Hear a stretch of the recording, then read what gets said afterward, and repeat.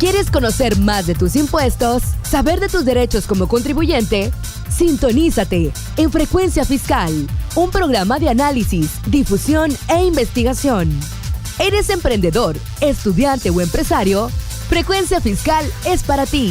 Te invitamos a ser parte de esta nueva cultura en los impuestos. ¡Comenzamos! Lo hacen hasta ahora, hasta este momento. Entonces, pues por ahí ya hay que aplicarla para los asalariados, hay que aplicarlo ya en esta quincena. Así es, sí. Entonces es importante tener eso presente. También la cuestión de la UMA, ¿no? Que la unidad de medida que pues la dieron a conocer en diciembre, que estuvo vigente va a estar vigente hasta el mes de enero. En febrero cambia, y esto es importante porque está ligado a una serie de cuestiones del IMSS, salarios, etcétera. Sí, inclusive todo lo que viene en la ley del impuesto sobre la renta, hay que actualizarlo también a ese tema, con el tema de la UMA. Por ahí hay una regla donde te dice que ya no es el salario mínimo, entonces también hay que considerar ese punto. Así es, sí, qué bueno que lo comentas, porque ahí entran en juego las prestaciones exentas del tema de previsión social, todo ese tipo de cosas que pues varía o está ligado a estos factores. Entonces, mucho ojo, porque puede al final del día ser un dolor de cabeza, y hacemos hincapié en esto porque el tema de la declaración anual de personas físicas va a salir de los recibos de nómina, ¿no? Sí, ya no hay declaración informativa para este año. Todavía he recibido por ahí algunas preguntas de algunos colegas. Oye, sí, no, sí se tiene que presentar. No, la declaración la derogaron desde el año pasado. Este va a ser el primer año que nuestra base son los recibos de nómina que expedimos durante todo el año.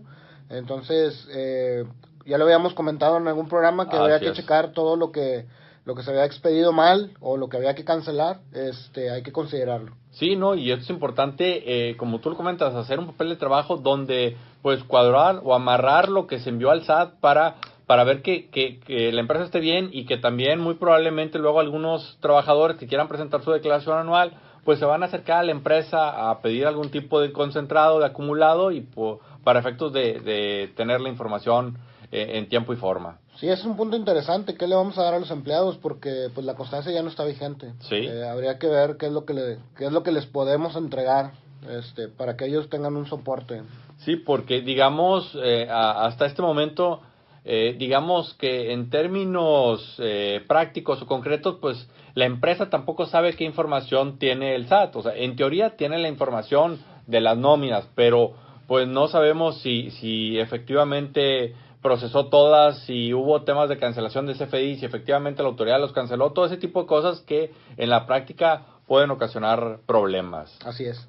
Y bueno, para empezar el tema del día de hoy, por ahí pues subimos una imagen en Facebook haciendo referencia a que lo barato puede costar caro, ¿no? Y en esta cuestión vamos a hablar de errores que se cometen, ya sea por descuido, por desconocimiento, o porque simplemente pues se da prioridad a otros temas operativos dentro de la empresa, y el tema financiero, el tema fiscal se descuida y puede tener costos importantes.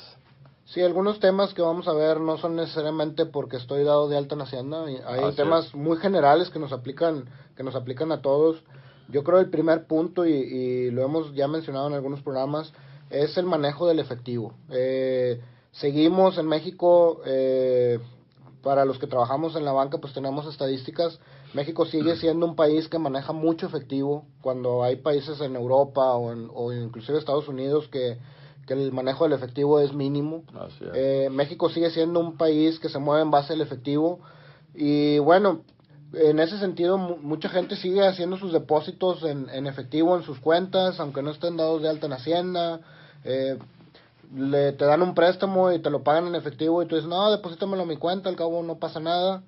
Todos tenemos la idea de que desde que desapareció este tema de la retención del 3% que existía cuando depositabas en efectivo en los bancos, se tiene la idea de que en automático pues desapareció el tema de que está fiscalizado el depositar efectivo en bancos. No es así. Los bancos siguen teniendo una obligación de todos los depósitos acumulados de más de 15,000 pesos en el mes.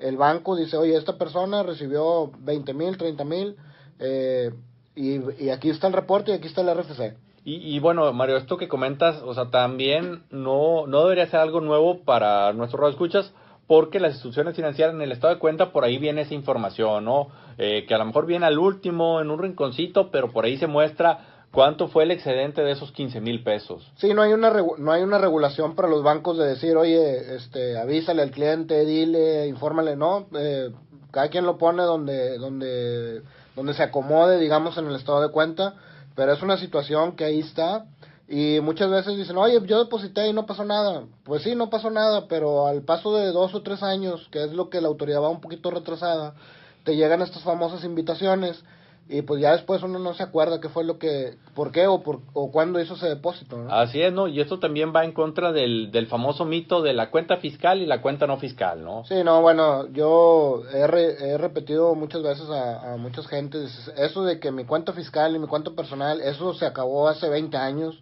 eso es de contadores de hace 20 años, cuando el SAT te va a revisar, el SAT hay que tener en cuenta que el procedimiento es que no va a ir contigo y te va a decir, a ver, dame tu estado de cuenta. Ah, mira, aquí está el fiscal. No, el SAT manda un oficio a todos los bancos, a los 45, 46 bancos que estamos vigentes, y le manda a todos, a ver, dame todas las cuentas que tiene esta persona. Y no va a hacer distinción entre si es la cuenta fiscal, la cuenta personal, la cuenta que tengo para ahorrar, ellos agarran, ahora sí como dicen, coloquialmente agarran parejo. No, y también que a veces, los bancos o las instituciones financieras tienen diferentes instrumentos, que esta es la cuenta empresarial, que esta es la cuenta, porque financieramente tienen diferentes características y en la práctica a veces eso se confunde, ¿no? Que, oye, la cuenta que no te da intereses, no, pues es la cuenta no fiscal, la cuenta que sí te da intereses es la cuenta empresarial, es la cuenta fiscal, entonces, pues nada de eso aplica en la realidad. Sí, eso la verdad es que es un tema más de comercial de los bancos, no es un tema que tenga que ver con lo fiscal. Para efectos de la Secretaría de Hacienda, para el SAT, todas tus cuentas son fiscalizables. Hasta ahí nos debemos de quedar con esa idea. No, y también, Mario, nada más como último detalle a este punto es que la información que te pide un banco para abrir una cuenta bancaria es estándar, es decir, es algo que impuso el SAT. Sí, ya no hay, ahorita ya no hay temas como que ábreme la cuenta, soy ama de casa y no tengo RFC. Puede haber bancos que te lo acepten, pero al final del día hay un intercambio de información entre la banca y la Secretaría de Hacienda, donde los bancos mandamos la información de quien abrió la cuenta. Si no me proporciona su RFC, en automático el SAT lo inscribe en el RFC, sin obligaciones y sin nada, pero ya tienes un RFC. El procedimiento, el SAT nos regresa ese RFC y nosotros actualizamos esos datos en la cuenta. Entonces ya no existe esto de que soy ama de casa y no tengo RFC, no tengo moclave. O sea, ya en automático el abrir una cuenta en un banco te hace por la misma legislación que vas a tener un RFC. Y bueno, esto se relaciona con el segundo punto, ¿no? Que también por ahí está el mito de que no soy contribuyente por no estar registrado en el SAT, ¿no? Sí, bueno, eso, como lo decíamos hace un momento, ya no existe esto de que soy ama de casa y vendo Avon o vendo cosas de esas y voy y deposito al banco. Para efectos de la legislación, si bien es muy complicado que te lleguen a identificar o que te llegue un requerimiento del SAT o que vaya a una auditoría, pues en realidad es un ingreso. Ya no hay temas de que sí lo declaro o no declaro. Con todo lo nuevo, toda la nueva regulación y el intercambio de información que hay con el SAT de todos los ámbitos, ya es casi un hecho que todos, por cualquier clase de ingreso que tengas, vas a tener que pagar impuestos. No, y bueno, eso qué bueno que lo comentas, porque hay quien dice, oye, vendí mi carro, ¿es un ingreso sujeto de impuesto? Claro que sí, o sea, y aquí el punto también es ver que hoy en día si tú tienes un automóvil y vas a la agencia a cambiarlo por uno nuevo y lo dejas como pago a cuenta, bueno, pues si no se lo facturas, la agencia te va a emitir un CFDI, entonces por eso ese tipo de cosas que parecen transparentes, bueno, hoy en día son las herramientas que utiliza la autoridad para fiscalizar. Sí, y ahí lo que tenemos que hacer es tener toda la documentación, ¿no? Al final, si viene Hacienda y me dice, oye, es un ingreso, bueno, considérame el costo, que pagué por el inmueble, por el buen mueble o inmueble, lo que estemos vendiendo. En el caso de las agencias, es una especie de como de autofacturación que hacen ellos para tener el comprobante fiscal, pero está en nosotros también tener nuestros archivos en orden, de poder comprobarle a la autoridad, bueno, mira, me costó X cantidad, me lo compraron en tanto y vamos a determinar si gané o perdí, ¿verdad? Exactamente, sí, o sea, aquí recordemos que estamos en la era electrónica y que todas estas operaciones que realizan los contribuyentes o que realizamos los ciudadanos, al final del día la autoridad los quiere ligar con un CFDI, ¿no? Y es a través de esa cuestión electrónica como pues revisa las operaciones que realizamos y es como saca las conclusiones de si la operación que estás llevando a cabo es correcta o es incorrecta. Así es. Y bueno, pues entrando a otro tema también muy común que en esta ocasión tiene que ver con cuestiones laborales, ¿no? Cuestiones de los empleados, de cómo llevar a cabo la relación laboral, de cómo realizar los pagos, de cómo controlarla. Sí, este tema es muy interesante porque en México pues no es algo que nadie sepa. Hay muchas estadísticas de la informalidad en cuanto al tema del empleo. Sin embargo, muchas veces no tenemos esa precaución siquiera de tener un contrato, de tener al menos algo firmado del trabajador, donde entró a trabajar, desde qué fecha. Hay gente que se dedica a esto, o sea, entro a trabajar, no firmo nada y a los 3, 4 días voy y te demando en conciliación y digo que tengo 6 meses trabajando contigo, me consigo un testigo y ya estamos en un problema muy grande, ¿no? Así es, sí, es por eso que el CFDI de nóminas desde hace pues ya varios años incluye información que la fecha de ingreso, que el salario diario integrado, todo ese tipo de información, porque la autoridad sabe que, como tú lo acabas de comentar, culturalmente no se tiene la costumbre de solicitar esa información o de tener los documentos. Bueno, pues a través de estos documentos electrónicos se está llevando un control de todo ese tipo de cosas. Sí, sin ser abogados, los dos que estamos aquí, tuvimos un catedrático en la maestría que siempre su primera recomendación cuando contratábamos a alguien, siempre nos dijo, no le des un recibo de nómina, no le pagues por cheque, pero siempre debes de tener un contrato. Lo primero que debes de hacer cuando contratas a alguien es tener un contrato con la fecha en que entró a trabajar contigo.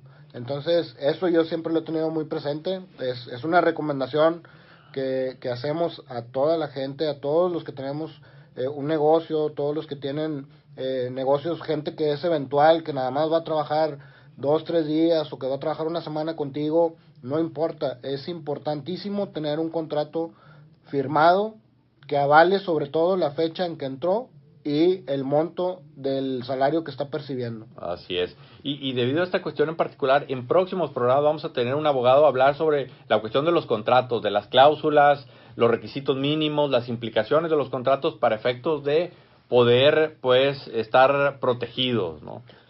Sí, en este mismo apartado de temas laborales hay que recordar que, bueno, no tenerlos incorporados al IMSS, no tenerlos, no pagarles por la nómina, por transferencia, todo ese tipo de cosas hace obviamente que no es deducible la nómina, pero más allá de eso hay que recordar que hay intercambio de información entre el IMSS y el SAT.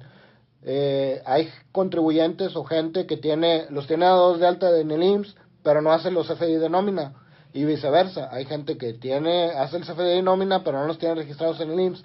Entonces, ya con toda esta era tecnológica que tenemos hoy en día, el intercambio de información entre el SAT, entre el IMSS, es constante.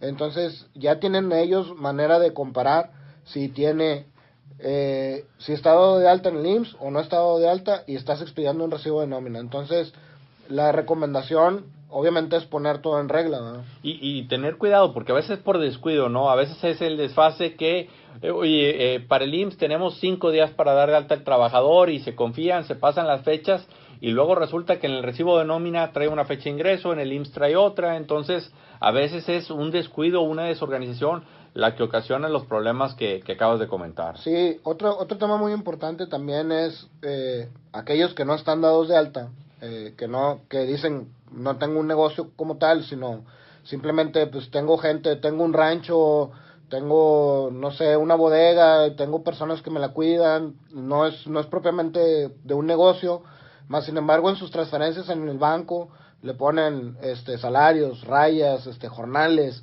todo ese tipo de conceptos en una revisión del SAT, y que obviamente el SAT va a revisar y va a ver lo que estás poniendo en tus transferencias, pues en automático estás aceptando que tienes una relación de trabajo, no tienes a la persona registrada en el IMSS, no emites recibos de nómina, no retienes impuestos.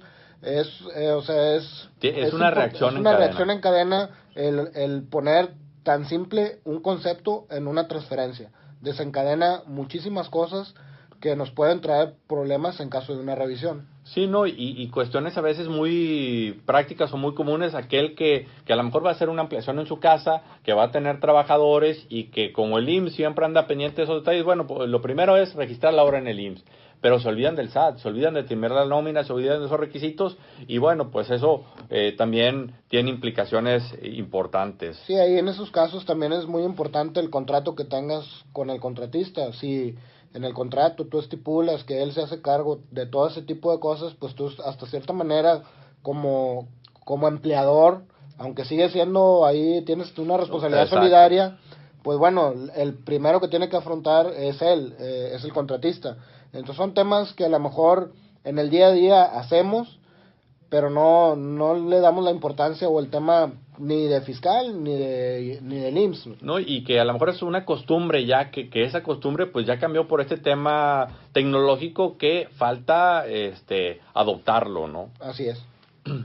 Y bueno, también otra cuestión muy común es el tema de los FDI, ¿no? Este comprobante que pues si bien es cierto, deja huella de todas las operaciones que hacen los contribuyentes, bueno, pues hay quien dice, más vale que sobre y no que falte, ¿no? Sí, déjame pido la factura a ver si la puede deducir el contador. Sí. Ese tema sigue estando vigente para mucha gente. Diría que gente, digamos que gente que viene desde la vieja escuela, pero no, o sea, inclusive gente joven, gente que tiene negocios, que son empresarios jóvenes, siguen haciendo ese tipo de cosas.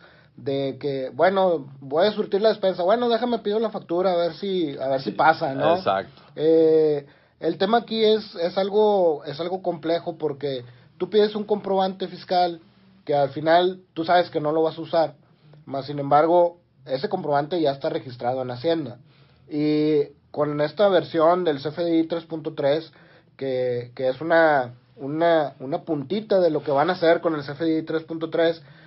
Obviamente, si tú pides una factura para una SA y compraste despensa, el concepto o todos los conceptos que va a traer ahora el CFDI 3.3, en automático le va a prender una alerta al SAT de decir, a ver, ¿por qué estás deduciendo, no sé, voy a ser muy drástico, ¿por qué estás deduciendo frijoles? Sí. Si es una SA que tiene que ver con, es una SA, un taller mecánico que es una SA, o sea, compra de frijoles, sí. ¿Para qué lo requieres? ¿Para qué lo requieres? En automático esto va a ser alertas en el SAT, y lo más seguro es que te vayan a mandar por lo pronto una invitación, si no es que inclusive un tema de auditoría. Hay que recordar que las auditorías ahora pues las tienen a la mano ellos por medio del buzón, entonces ya no es de que tengo que preparar todo un aparato burocrático para ir a visitarte, simplemente con mandarte un correo por el buzón electrónico, que está en veremos, porque hay temas ahí que estoy amparado y cosas de ese tipo de cosas. Temas álgidos, sí. Temas que no se han resuelto en la corte, pero bueno, para allá vamos. Pues no va a ser muy difícil de que, oye, explícame por qué pediste una factura del H-E-B si eres una SA que eres taller mecánico. Entonces, hay que tener cuidado. Y luego, esa es la parte del negocio. La parte de la persona es, bueno, la pediste a nombre del negocio, si le pusiste 04, 03, efectivo, lo que le hayas puesto, yo, autoridad, asumo que la pagaste con dinero del negocio, y como es un gasto no deducible, es para ti personal, puede constituir un dividendo. Entonces, es no deducible para la empresa, le causa el 30%, y es un ingreso acumulable para ti que te puede causar, dependiendo la tasa en que tributes, hasta el 35%. Sí, y esto que acabas de decir, no deducible, que te cuesta un 30%, bueno, es para aterrizarlo y para que lo midan en términos financieros, un gasto de 1,000 pesos que te costó 1,000 pesos masiva, 1,160, al ser no deducible, te cuesta un 40% más. ¿Por qué 40% más? 30% de ISR por no poderlo deducir y 10% por el tema de PTU. Entonces, aquel gasto de 1,160, pues ya se te fue a, ¿qué te gusta? Casi 2,000 pesos. Casi 2,000 pesos, más agrégale, si la autoridad dice que es un dividendo para ti, pues otro 30%, ¿no? Exactamente. Entonces, por eso también, esto que acaba de comentar Mario, a veces también vale la pena evaluar cuando a lo mejor voy a consumir a un lugar que no me da factura. Bueno, ¿qué costo va a tener respecto a algo que sí me va a dar factura? Un restaurante que sí me da factura, ¿dónde lo voy a poder deducir? Entonces, a lo mejor el costo adicional que pudiera tener esa comida, pues se compensa un poco con el ahorro de impuestos que tendría por el hecho de poder deducir ese gasto. Entonces, mucho ojo con ese detalle. Y bueno, también otras cuestiones que parecen muy básicas, por ejemplo, aquel que tiene un negocio que está perdiendo financieramente y que cree que porque está perdiendo no tiene un impuesto a cargo, ¿no? Sí, eso es algo que llama mucho la atención de la autoridad. No digo que no pueda suceder, puede suceder que un negocio en algún tiempo no obtenga utilidades, pero muchas veces se llega a los extremos y ahí es donde tenemos que poner atención. Si siempre estoy declarando pérdida, pues como que, pues cuál es la razón de hacer el negocio, ¿no? Sí, ¿cómo lo financias? ¿Cómo lo financias? ¿Cómo compras inventarios? ¿Cómo compras material? O sea, hay muchas cosas que tienes que ver, y volvemos al tema del CFDI 3.3. Hacienda ya tiene tus ingresos, tiene tus gastos, y si siempre estás perdiendo, pues de qué vive el negocio, ¿no? Al final de cuentas. Exacto, ¿no? Y a veces esta cuestión, esta pérdida, porque recordemos que una cosa es el resultado financiero y otra cosa es el resultado fiscal. Entonces puede ser que financieramente efectivamente estés perdiendo y estés aportando capital, pero si fiscalmente no pides facturas, no verificas que cumplan con los requisitos, etcétera, bueno, pues esos gastos para efectos fiscales no existen. Sí, ahora hay que recordar que hay un artículo donde te habla de ingresos fictos. O sea, el hecho de que yo tenga una pérdida no quiere decir que no pasa nada. O sea, en algún momento la autoridad puede decir, bueno, si siempre tienes más gastos que ingresos, pues de dónde estás sacando el diferencial. Entonces, si no compruebas cómo pusiste el capital, cómo aportaste, o de dónde viene ese capital que está excedido, porque puedes estar financiado con las tarjetas de crédito, puedes estar financiado con un banco, hay diferentes maneras de comprobar por qué tienes una pérdida, ¿no? Sí. Pero al final, si no tienes pasivos, si no tienes préstamos, si no tienes nada de eso, pues de dónde está saliendo el recurso excedente. Hay un artículo de la ley donde te dice, bueno, si no me lo compruebas, pues eso para mí es un ingreso ficto y tienes que pagar impuestos.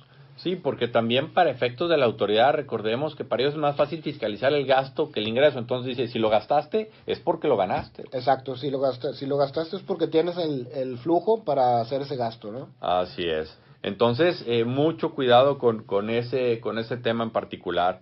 Y bueno, otra cuestión también con los gastos de viaje, pero Mario, sobre todo en aquellas empresas que a lo mejor no tienen empleados o que esos gastos de viaje son del socio, ¿no? Y que el socio es únicamente socio, no es empleado, y que recordemos que desde el punto de vista mercantil, a la hora de tener ingresos, se reparten, se obtienen dividendos, y ese es el ingreso que tiene el socio, ese es el beneficio cuando alguien invierte en un negocio. Así es, hay que hacer una diferenciación. La ley lo que te permite son los gastos de viaje de las personas que trabajan para ti o de los terceros que te prestan un servicio.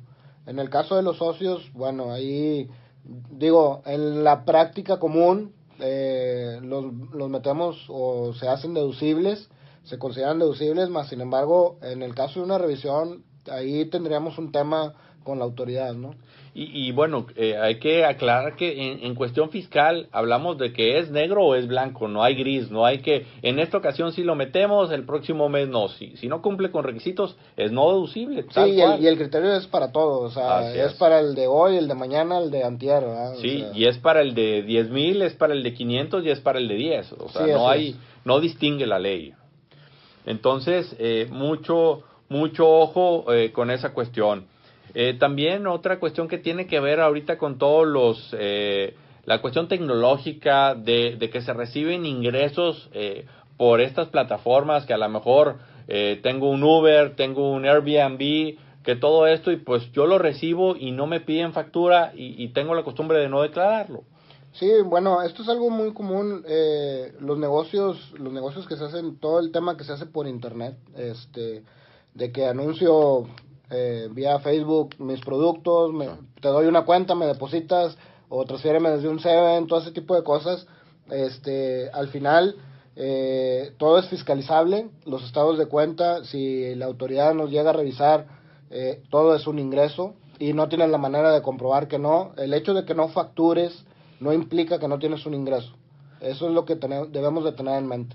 Así es, sí, y que todo esto, como tú lo acabas de comentar, o sea, estoy prestando un servicio, estoy dando un arrendamiento que a lo mejor, bueno, repito, por esta cuestión tecnológica, que resulta el boom, y también ahorita aprovechando la cuestión aquellos que han escuchado el cryptocurrency, el Bitcoin, todas esas monedas que ahorita pues es especulación, compras y vendes. Bueno, si bien es cierto, se lleva a cabo en Estados Unidos, estás generando una utilidad. Sí, bueno, ese es un tema que por años ha sido muy muy peleado por la gente que invierte, sobre todo en monedas, en otras monedas, el que en México acumulemos el devengamiento de las ganancias. En otros países generalmente tú acumulas cuando efectivamente hiciste la ganancia de vender, al vender o enajenar los títulos o la moneda. En México no, hay que recordar en este tema, por decir, del Bitcoin, fiscalmente estás obteniendo un ingreso aunque no lo hayas vendido. Si al final del año el Bitcoin lo compraste en $10,000 y ahorita vale 20,000 al 31 de diciembre, bueno, tuviste $10,000 de ganancia y lo tendrías que incluir en tu declaración anual, ¿no? Y si a eso le agregamos el tipo de cambio, peor tantito. Bueno, también la ganancia cambiaria. Entonces, son temas que hacemos normalmente, que creemos que no tienen un efecto fiscal, pero en una revisión estaríamos verdaderamente en un problema. Así es. Bueno, pues con esto despedimos el programa del día de hoy. Le recordamos al correo electrónico dudas@frecuenciafiscal.com.mx. Se despide el contador público Hugo René Ortiz. Muchas gracias por la invitación, Hugo. Mario Alberto Cedillo. Al contrario, que tengan una excelente tarde. Hasta la próxima. Esto fue Frecuencia Fiscal. Te invitamos a seguirnos sintonizando todos los viernes de 2 a 2:30 de la tarde.